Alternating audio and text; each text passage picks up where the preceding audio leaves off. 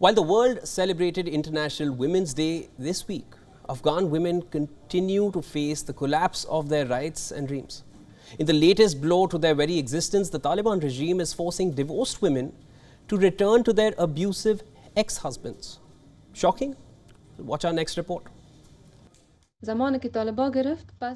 the Taliban took power, one day we were at home when suddenly a vehicle came carrying a woman. My husband along with the Taliban. They said that your husband has told us that the divorce was forcefully obtained and he was not willing to divorce. They were not accepting anything I was telling them. They asked me to show them the divorce papers. When I brought them, they tore away the papers and said that you are lying. It was done forcefully, and that government was corrupt.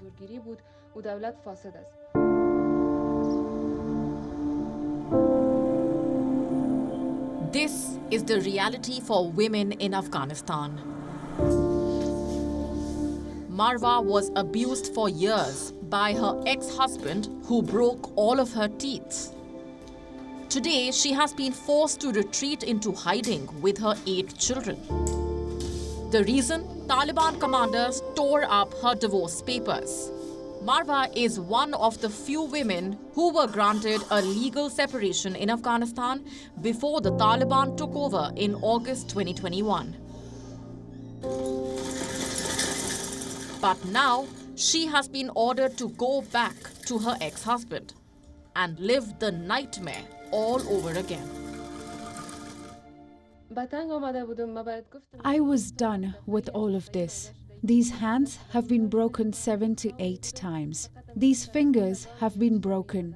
There were days where I was unconscious and my daughters would feed me. He used to pull my hair so much that I became partly bald. He used to beat me so much that all my teeth were broken, and I had to put these artificial teeth.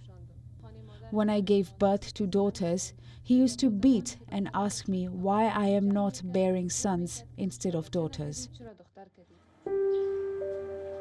Marwa is not the only one. Another woman living in fear of going back to the Taliban's clutches is Sana. She was 15 when she got married to her cousin, who was 10 years older than her. She managed to get a divorce from her husband in court with the help of a free legal service project. But her relief was short-lived. The Taliban came knocking. But every hour when it's night and day, my heart trembles like a leaf. When there's a knock on the door, I say to myself, God, He will find me now. When my sons go, I send them to the city. I cover their faces. Nobody should see you. May God protect you. We sit here holding the Quran, praying that He does not find us. If He takes again my daughters, my children, what would I do? The Taliban adheres to an austere interpretation of Islam. Ever since it came back to power, it has imposed severe restrictions on women's lives that the United Nations called gender-based apartheid. This is one edict that's just on top of a mountain of edicts that have come out. And it seems that the women have the majority of the Taliban's attention because the majority of their edicts really are targeting the rights of women, the movement of women, and the potential of women to actually be part of the public sphere. Here's another example of gender-based apartheid. On the 6th of March, universities reopened across Afghanistan after a winter break, but only for men.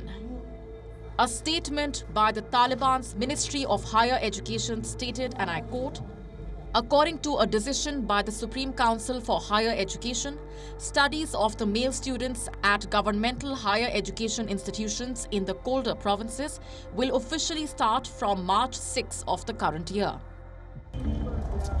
From closing down educational institutions for women to barring them from work, the Taliban has deprived women of basic civil rights. According to estimates from the International Labour Organization, female employment in Afghanistan has dropped by a quarter after the Taliban took over the country.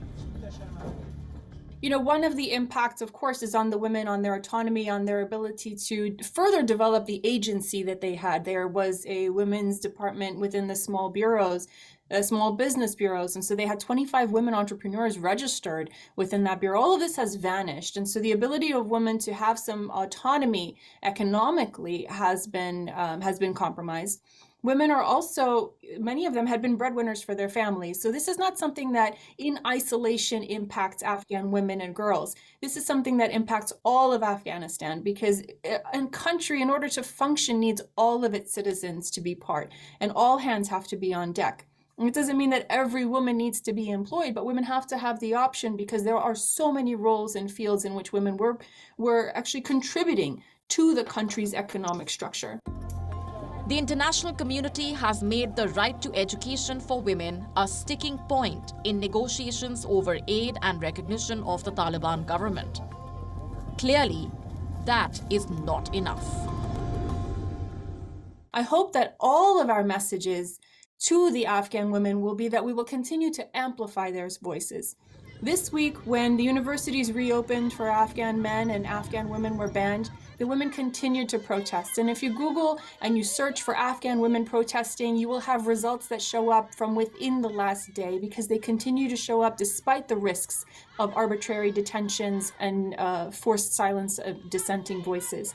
And so it's really imperative upon us, as there continues to be a quiet and a silencing of women's voices on social media and in journalism, that we continue to amplify that message, that they are dissenting, that this is not the future that they deserve, this is not the future that they want, and we need to make sure that we honor the basic human rights that they have.